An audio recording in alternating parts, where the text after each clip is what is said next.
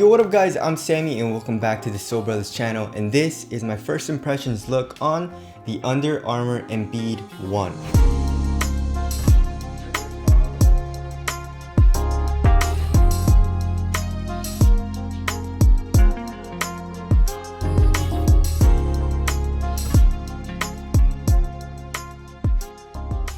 So this is Joel Embiid's signature shoe with Under Armour, and this shoe will be available exclusively on eBay on September 18th. So if you guys do want to cop, I'll leave a link in the description box. I'm not 100% sure on what the price is. We haven't had any leaks on that, unfortunately, but this shoe is probably gonna be around like 110, 120 bucks. I'm guessing, right? Because this is Embiid's first signature shoe, and they're not using like crazy tech on this. So yeah, let's get it started right off with the tracciones. So here in the forefoot, this design is supposed to outline the micro G cushioning in the forefoot, and then this part in the heel is supposed to outline the hover cushioning in the heel. And as far as the actual grooves go, they're super deep, very thick, and the rubber's hard. So I'm guessing the durability is going to be very good. I am a little disappointed in the stopping power of the shoe right now. I mean, I've been trying it on my wood floors and it doesn't seem to be like biting very well, but obviously that can all change once I break it in, once I play it and all that. And then here in the middle of the outsole, there's an Under Armour logo, and also, I mean, you guys see the different colors, you know, like the yellow, the like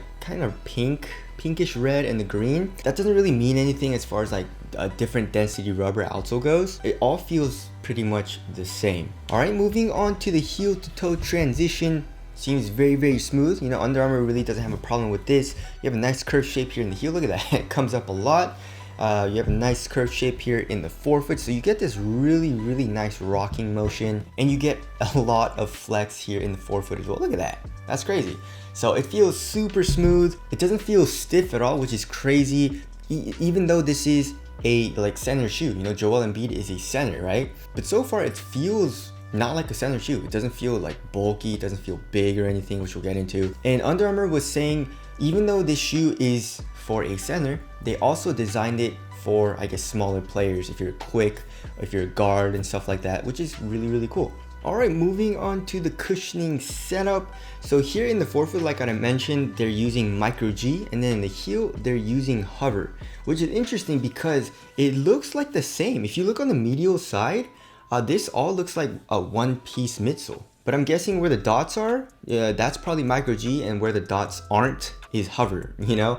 And also another interesting thing is that hover on this shoe is not, it doesn't have that net. And like, I guess Under Armour just keeps changing it up. But anyways, how does it feel? It feels pretty nice. As far as the underfoot cushioning goes, you can't really feel a whole lot from the actual cushion.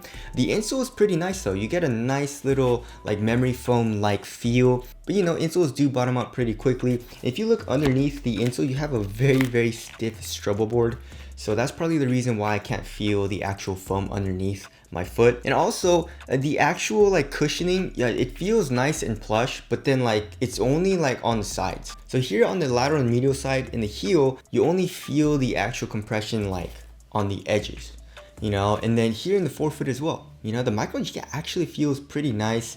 And obviously it's a little bit stiffer than I would like, but it's definitely better than like EVA or Phylon. And it seems like there's just a very subtle bounce and just a tiny bit of compression. Obviously I'm gonna need to play in it and break it in, and hopefully it gets a little bit bouncier and a little bit softer. But for the most part, it's feeling more like on the responsive side. You know, you feel low to the ground. Impact protection seems like it's gonna be good. You know, hover and micro G usually have good impact protection. So yeah, the cushioning setup doesn't feel crazy or anything, but I feel like it's gonna be more, you know, like that responsive type of cushioning with pretty good impact protection, maybe a little bit of compression and bounce. All right, moving on to the materials. So they're using a mesh material basically throughout this entire upper, and it's not bad, you know. Quality wise, obviously it's not the best. It feels a little flimsy and feels pretty cheap in hand, but you know, on foot it's not bad. You know, it's fairly thin, it conforms to your foot pretty well, and it feels supportive. Here in the toe box, you have some fuse in the toe cap, so you get extra added durability if you do toe drags. Here in the midfoot, you got some more fuse, obviously where the laces are, because you want a little bit more durability there.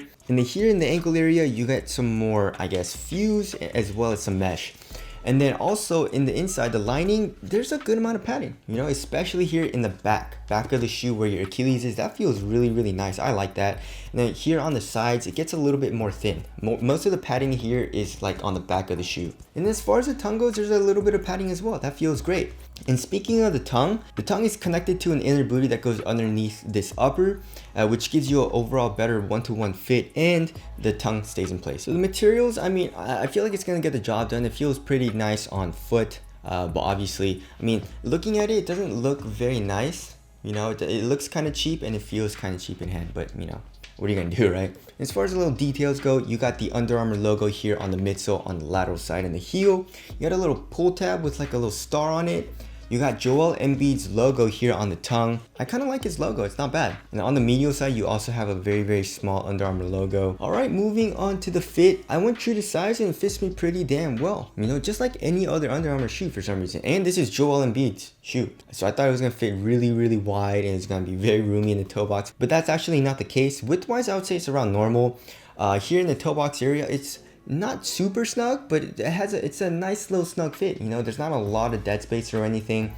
And then lengthwise, I was good, true to size. All right, as far as supporting lockdown goes, obviously I don't know, but I'm guessing it's going to be good. You know, here on the lateral side, you can see this crazy wing piece in the forefoot. You got this cool little gradient as well as like some like splatter paint on it, which looks dope.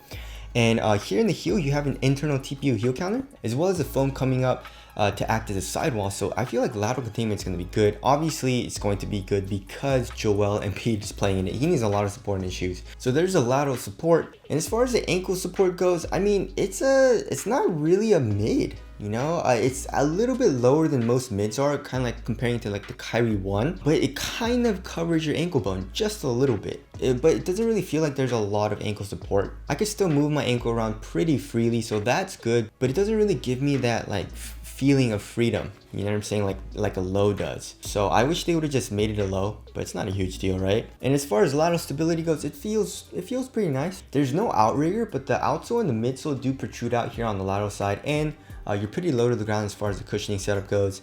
So I feel like lateral stability is going to be good. All right, moving on to the weight. I don't know, guys. I feel like it's gonna be around average. Okay, 13.72 ounces. So that's a little bit heavier than average. That's actually kind of surprising. I wonder where all that weight is coming from. I thought it was gonna be like 12.5 ounces. It doesn't feel that heavy. And like I said, the materials are overall pretty thin and minimal, I guess, besides the padding, but the padding also isn't like crazy here in the ankle area and the tongue. And it just feels nice and cozy, you know? Maybe most of the weight is coming from the midsole.